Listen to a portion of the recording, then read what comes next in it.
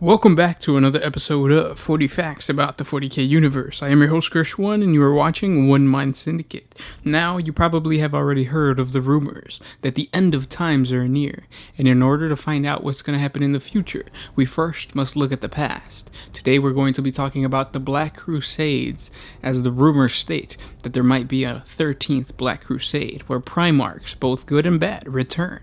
So let's learn about the past to find out what's going to happen in the future. These are 40 facts about the Black Crusade. A Black Crusade is a military campaign unleashed upon the Milky Way galaxy when the forces of chaos manage to unite under the leadership of a powerful champion of chaos. They then proceed to launch a massive offensive from their base within the Great Warp Rift called the Eye of Terror. The most devastating Black Crusades have been led by the War Master of the Black Legion, Abaddon the Despoiler, the self-proclaimed heir of Horus, who has led multiple Black Crusades against the Imperium. Over the course of 10,000 standard years, the forces of chaos have launched a total of 12 Black Crusades. Millions of other attacks have been made on the worlds of the Cadian Gate by the demon Primarchs and lesser chaotic warlords, but the title of a Black Crusade is reserved for the times when a powerful chaotic leader is able to unite all forces of chaos. Much like a compact, a Black Crusade can be dedicated to one of the four Chaos Gods. However, the Dark Gods are jealously protective of the work of their champions. As such, a Black Crusade can only be dedicated to the Chaos God to which the War Master or the majority of the heretics are aligned to. A Black Crusade does not need to be dedicated to one god in particular, but an aligned War Master risks slighting his Dark Patron by failing to glorify it through his dreadful work. A Black Crusade dedicated to Khorne is a brutal campaign of slaughter across countless worlds, leaving little behind but gore-soaked soil and mountains of piled skulls. This is called a Tide of Blood. A Black Crusade dedicated to Slaanesh barely resembles a traditional war at all. Although planets fall before the invading presence of the War Master's hosts, they do so thanks to the influence of cultist networks and the allure of witch-spoken words rather than marching armies and fire bombardments. This is called a campaign of subversion. A Black Crusade dedicated to Tzeentch appears to pick its targets at random, as the Architect of Fate allows his champions to strike not only a current stronghold, but at their future as well. Seemingly insignificant targets become linchpins in a battle plan spanning time as well as space. This is called Advance the Inevitable. A Black Crusade dedicated to Nurgle fights not only with weapons and armies, but with one of the most basic principles of the universe, entropy. The vanguard of such a war is not soldiers or ships, but plagues, despair, and decay. This is called Triumph of Decay. The war hosts of Nurgle play the long game in battle, knowing that all things crumble with time. With a little help from plague ships and some sabotage, the enemies of the Fly Lord starve in their fortresses, as they find their supply lines become a vector for new corruption. Although the favor of the gods is important to all Black Crusades, no War Master can hope to do battle in the material realm without armies and fleets. The heretics might have been able to assemble such resources over the campaign, or they might need to call in debts and leverage their reputation to gather them.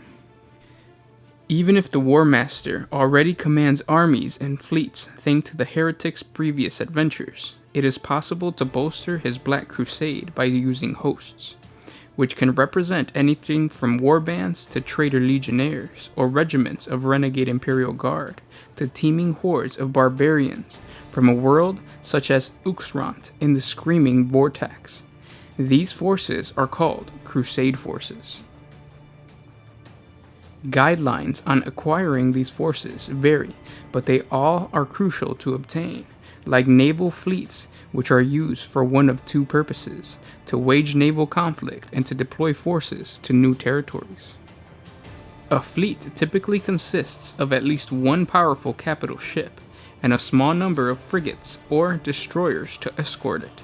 Landing fleets have fewer warships and may lack capital ships entirely, but require bulk transport vessels or ferry troops and munition.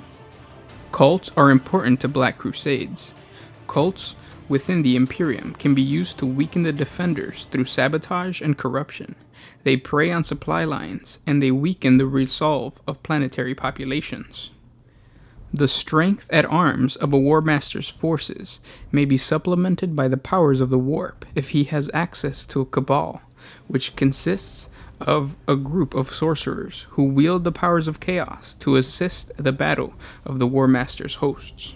While the War Masters will bind his forces together with a common goal, he cannot inspire, terrorize, and maintain discipline across every battlefield. For that, the War Master requires lieutenants. Lieutenants are subordinate champions of chaos who have sworn service to the War Master in exchange for a share of the plunder and the glory of the Black Crusade. And finally, the meat and drink of the Black Crusade are the mighty warrior hosts used to wage planetary war. They may be elite forces of Chaos Space Marines or ravaging barbarian tribes, but they all share in the appetite for blood and destruction. In general, a host can be a few veteran squads of traitorous legionnaires, several hundred disciplined and well-equipped soldiers such as renegade guardsmen, or anything else. Even the greatest war masters cannot assault the whole of the Imperium at once. Most Black Crusades begin as an assault against a single sector. Even the infamous wars launched by Abaddon the Despoiler typically start by besieging the territory or the region of space known as the Cadian Gate. To the eyes of many among the Screaming Vortex's most ambitious leaders, the Calyx sector is a fruit ripe for plucking. Its military resources are tied up between a distant war in the Jericho Reach and a civil war in the region known as the Spinward Front. The smarter warlords are also aware of two assets available to the Imperium in this region that could tip the balance of any conflict: the Calyxian conclaves of the Inquisitors and the Storm Warden chapter of the Adeptus Astartes. Neither force is suited for prolonged warfare, especially with much of the Storm Warden's strength on Crusade and the Jericho Reach. However, Inquisitorial or Space Marine strike forces are capable of executing raids with devastating effect. This sector is a potential Crusade destination. Those who pass for ambition among the followers of the Emperor see the Coronus Expanse as a priceless gem, but its value is considerably less to the followers of the Dark God.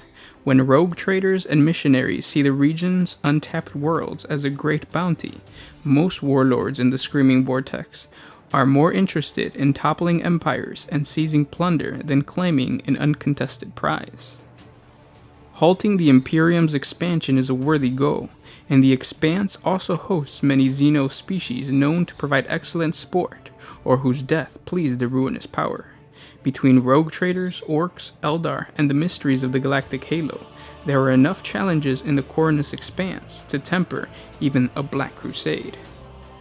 By passing through the twisting passages of warp-scattered space, it is possible to travel from Screaming Vortex to the distant Jericho Reach, and emerge in the chaotic vortex of the Hadix anomaly.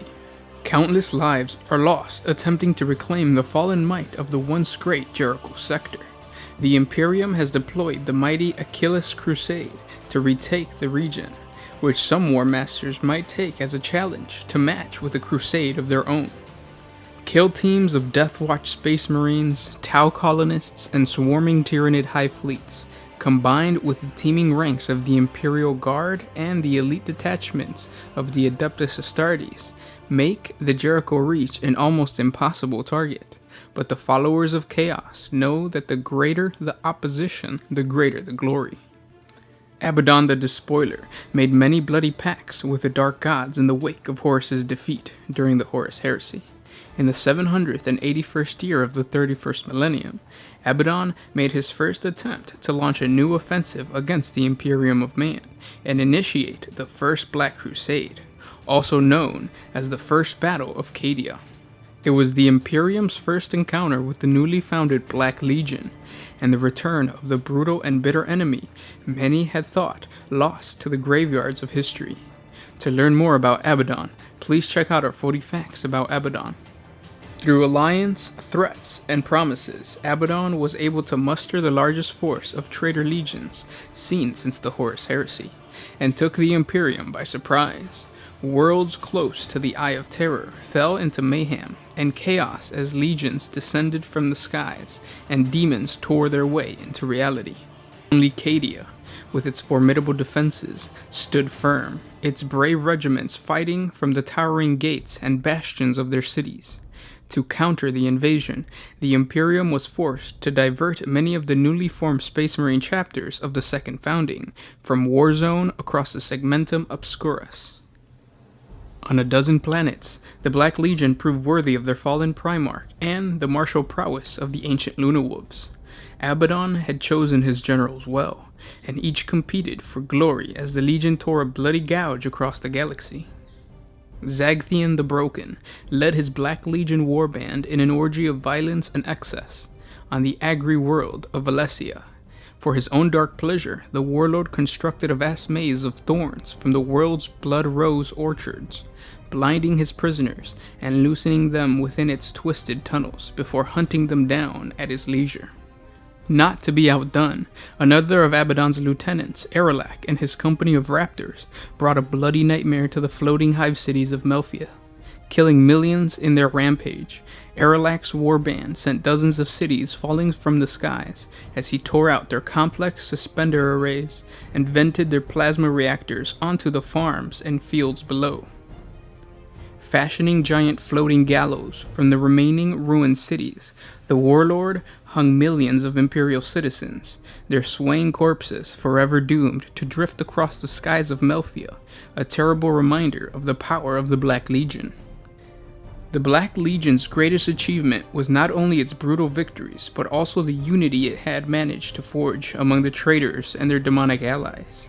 Even though the traitor Space Marine, demons, and heretics turned on each other once Imperial resistance had been crushed, in the presence of the Black Legion, they gave grudging respect. This was the Legion of fear and domination Abaddon had created, and it was to be an ominous sign of things to come for the Imperium. As the bloodshed of the First Black Crusade reached its frenzy, Abaddon pursued his own plans, using the howling souls unleashed into the warp by so much death and destruction. He made a secret demonic bargain. In payment for the feast of despair, pain, and anguish Abaddon had created with the Black Crusade, the Dark Gods gifted him with knowledge of the secret location of the Tower of Silence on the world of Urlan. And those were 40 facts about the Black Crusade. Now that you guys know a little bit about the first Black Crusade, please subscribe to the channel so you can get part 2, where we go into the other Black Crusades and we figure out what's in the Tower of Silence that Abaddon desires. If you already know, don't spoil it in the comments, asshole. Thank you so much for liking, commenting, and sharing if you're already a subscriber. You guys are amazing, and I'll catch you in the next one. This was Gersh1 with One Mind Syndicate, signing out.